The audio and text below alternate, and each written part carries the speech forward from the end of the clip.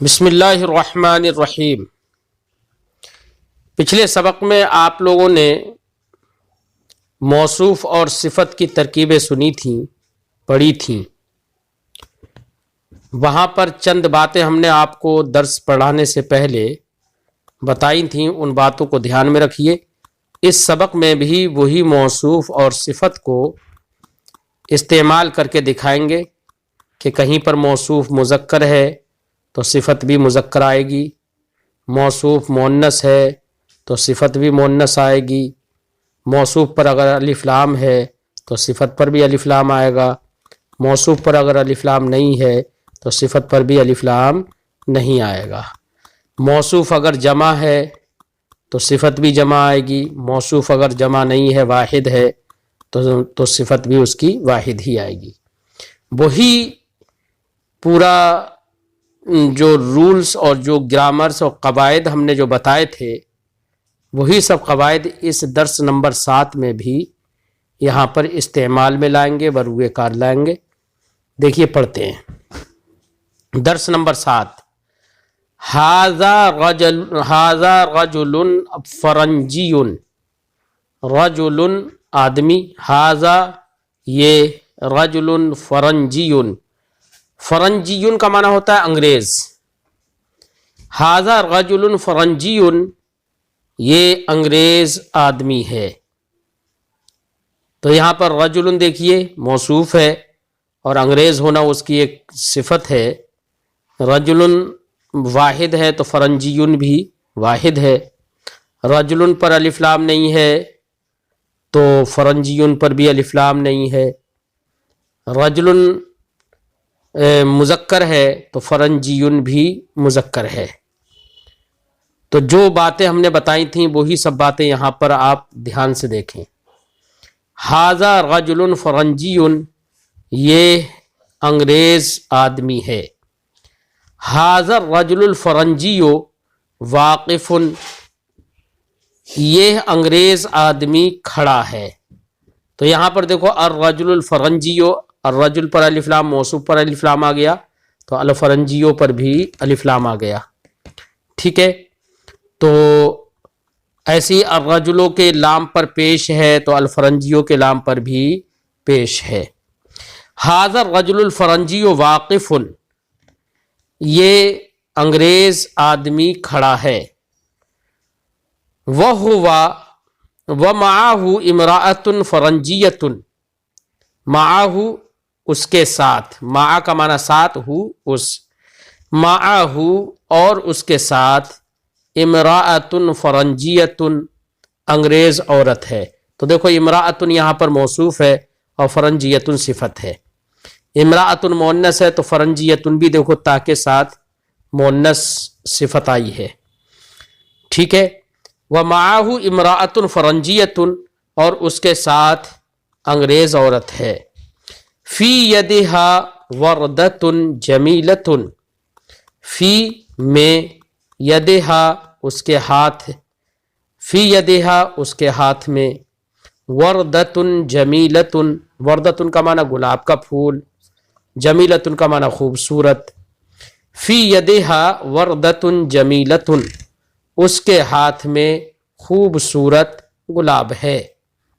یہاں پر بھی دیکھو وردۃ یہ موصوف ہے، جمیلۃ صفت ہے، موصوف دیکھو مؤنث ہے تو جمیلۃ بھی مؤنث ہے، موصوف پر الف لام نہیں ہے تو تنوین آئی ہے، اسی طریقے سے صفت پر بھی الف لام نہیں آیا اور تنوین آ گئی، یعنی آخر میں دو پیش آ گئے۔ فی یدہا وردۃ جمیلۃ، اس کے ہاتھ میں خوبصورت گلاب ہے۔ ہیا زوجتہ، زوجۃ کا معنی بیوی اور ہو کا معنی اس، ہیا یہ مؤنث کی ضمیر ہے، ہیا زوجتہ وہ اس کی بیوی ہے۔ ومعہا کلب جمیل، اور اس کے ساتھ، معہا یہ بھی مؤنث کی ضمیر ہے اور اس کے ساتھ یعنی انگریز عورت کے ساتھ، کلب جمیل خوبصورت کتا ہے۔ تو کلب یہ موصوف ہے اور جمیل اس کی صفت ہے۔ جیسے کلب پر الف لام نہیں ہے، جمیل صفت پر بھی الف لام نہیں ہے۔ کلب مذکر ہے تو جمیل اس کی صفت بھی مذکر ہے۔ وَمَعَهَا كَلْبٌ جَمِيلٌ اور اس کے ساتھ خوبصورت کتا ہے، یا یہ بھی ترجمہ کر سکتے ہیں اور اس کے ساتھ ایک خوبصورت کتا ہے۔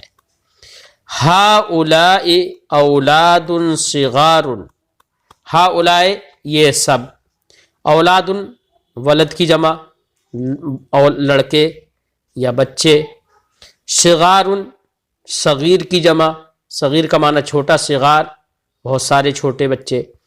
ہؤلاء اولاد صغار یہ چھوٹے بچے ہیں۔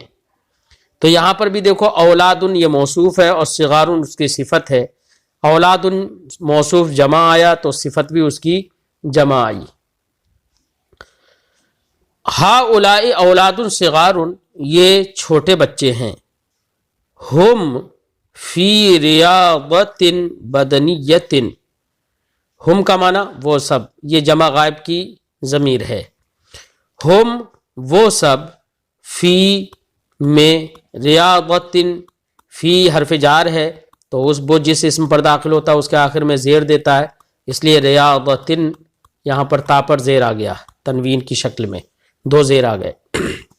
اگر الف لام ہوتا ہے اس پر تو دو زیر نہیں آتے، پھر صرف ایک زیر آتا۔ جہاں پر الف لام ہوتا ہے وہاں پر دو زیر دو زبر دو پیش نہیں آتے ہیں، اور جہاں پر الف لام نہیں ہوتا ہے وہاں پر دو زیر دو زبر دو پیش آ جاتے ہیں، یعنی تنوین آ جاتی ہے۔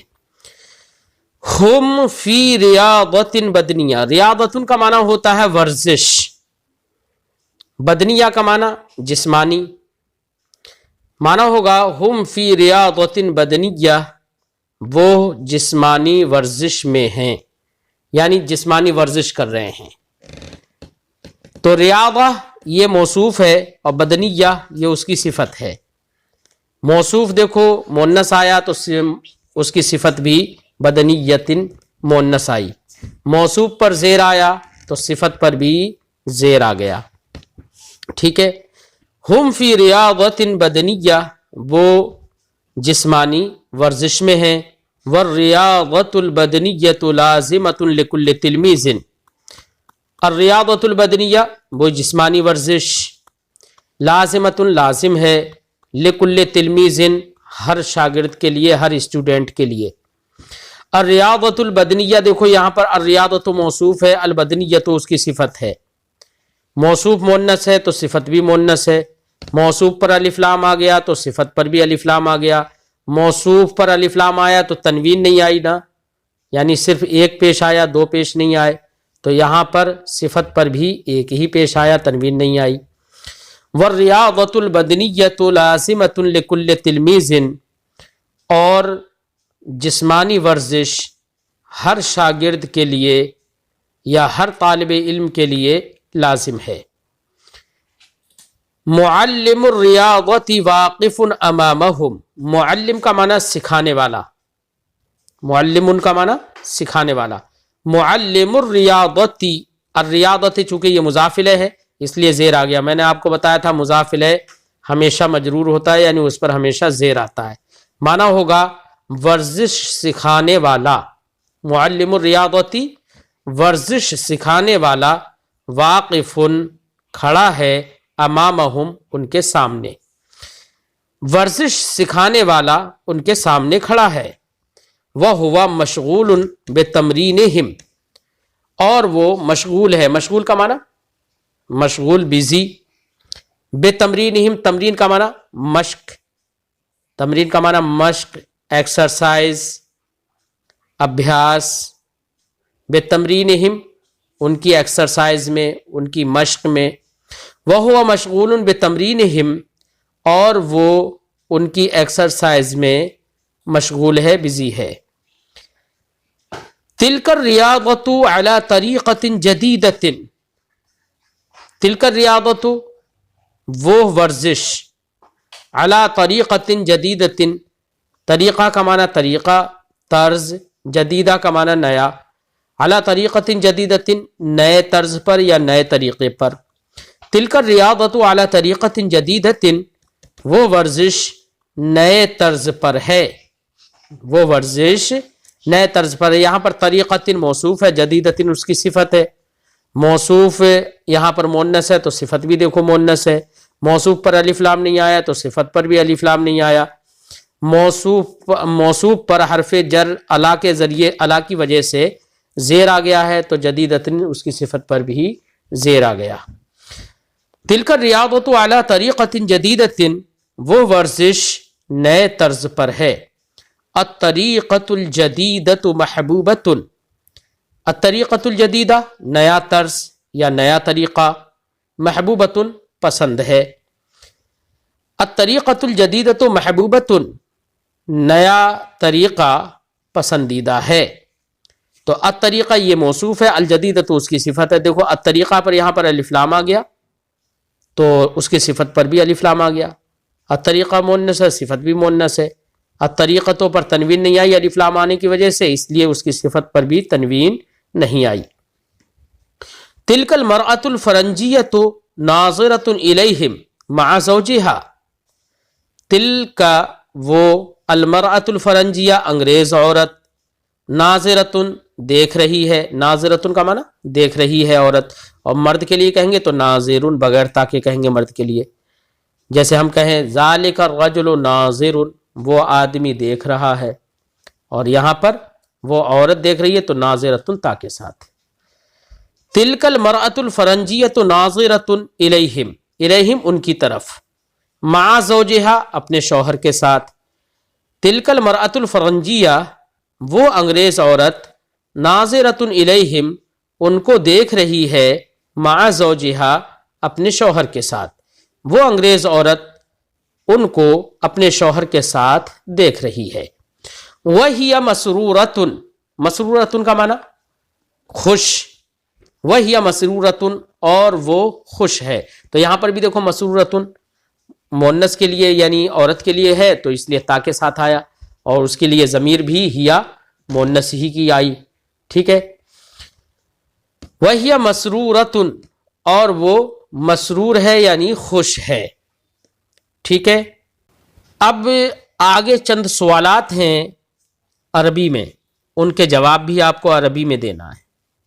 پہلا سوال ہے من ذالک الرجل, من کا معنی کون, ذالک الرجل وہ آدمی, من ذالک الرجل وہ آدمی کون ہے. جواب آپ دیں گے ذالک, ذالک الرجل, بلکہ الرجل کے بجائے ہم کہیں گے ذالک رجل فرنجی, ذالک رجل, رجل فرنجی, وہ انگریز آدمی ہے. من معاہ اس کے ساتھ کون ہے تو ہم کہیں گے معاہ زوجتہ, اس کے ساتھ اس کی بیوی ہے. اس طریقے سے آپ کو سارے سوالوں کے جواب دینا ہے. نیچے کچھ اردو دی گئی ہے, اس اردو کی عربی بنانا ہے, لیکن عربی بنانے میں آپ کو یہ خیال رکھنا ہے کہ موصوف اگر مذکر ہو کہیں تو صفت بھی مذکر لائیں, موصوف مؤنث ہو تو صفت بھی مؤنث لے کر آئیں, موصوف پر الف لام ہو تو صفت پر بھی الف لام لے کر آئیں, موصوف پر الف لام نہ ہو تو صفت پر بھی الف لام لے کر نہ آئیں. مثال کے طور پر ایک جملے کی عربی میں بناتا ہوں, یہ قیمتی میز ہے. یہ کی عربی حاذا بھی آتی ہے اور حاذی بھی آتی ہے. اب ہم کو یہ دیکھنا ہے کہ میز مؤنث ہے یا مذکر ہے.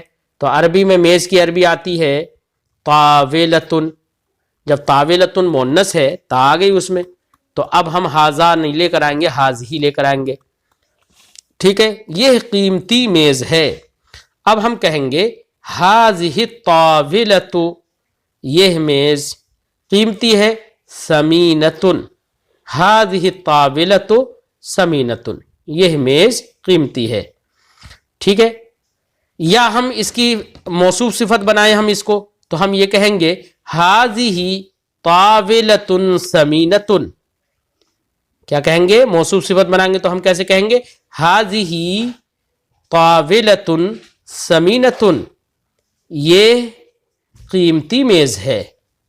وہ نیا ربر ہے, نیا ربر, ربر وہی محایۃ, نیا جدیدۃ, وہ, اب وہ کے لیے ہم ظاہر بات ہے محایۃ مؤنث ہے تو ہم ذالکا نہیں لائیں گے بلکہ تلکا لے کر آئیں گے اور کہیں گے تلکا محایت جدیدۃ، تلکا محایت جدیدۃ۔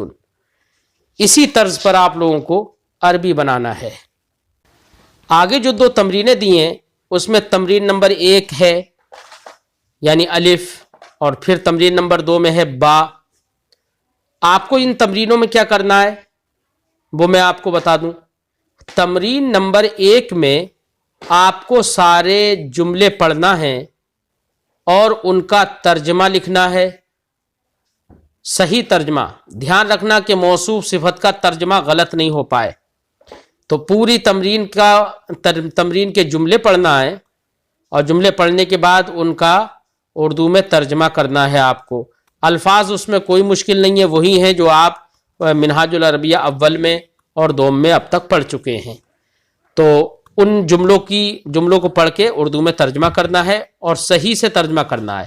ساتھ ہی ساتھ اس تمرین میں آپ کو یہ بھی دھیان رکھنا ہے کہ کہیں موصوف ہے تو موصوف کے آخر میں اگر پیش آ رہا ہے تو اس کی صفت کے آخر میں بھی آپ کو پیش ہی لگانا ہے، یعنی جو زبر زیر پیش اگر موصوف پر آ رہا ہے، جیسا آ رہا ہے ویسی اس کی صفت پر بھی زبر زیر پیش لگانا ہے۔ اس طریقے سے آپ کو تمرین نمبر 1 کا ترجمہ کرنا ہے اور اعراب لگانا ہے، اعراب کا مطلب زبر زیر پیش وغیرہ لگانا ہے۔ اور تمرین نمبر 2 میں جو با ہے لکھا ہوا، اس میں بیٹا کچھ عربی بول چال ہے، تو اس کو آپ کو بار بار پڑھنا ہے اور بار بار پڑھ کے جملے یاد کرنا ہے زبانی۔ مثلا اس میں ایک دوسرے سے حال چال پوچھا گیا ہے، مثال کے طور پر کیف حالکم، آپ کیسے ہیں، آپ کا حال کیسا ہے نا؟ تو جواب آپ کو سوال بھی یاد ہونا چاہیے، جواب بھی یاد ہونا چاہیے۔ مثلا آپ سے کوئی عربی میں کہنے لگے کیف حالکم، تو آپ عربی میں جواب دیے نحن بالخیر، ہم اچھے ہیں۔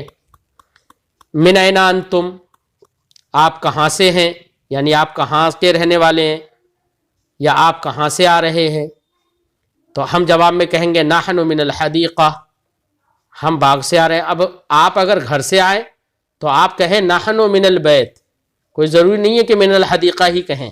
آپ اگر مسجد سے آئیں تو آپ کہیں نحن من المسجد، ہم مسجد سے آ رہے ہیں۔ تو کوئی ضروری نہیں ہے کہ یہاں پر من الحدیقہ لکھ دیا تو آپ ہر جگہ من الحدیقہ ہی بولیں۔ اس طریقے سے آپ کو سارے جملے اس میں بھی جتنے ہیں ان کا بھی ترجمہ کرنا ہے اور ان جملوں کو یاد بھی کرنا ہے زبانی، تاکہ آپ کو کچھ عربی میں جملے بولنا آئیں۔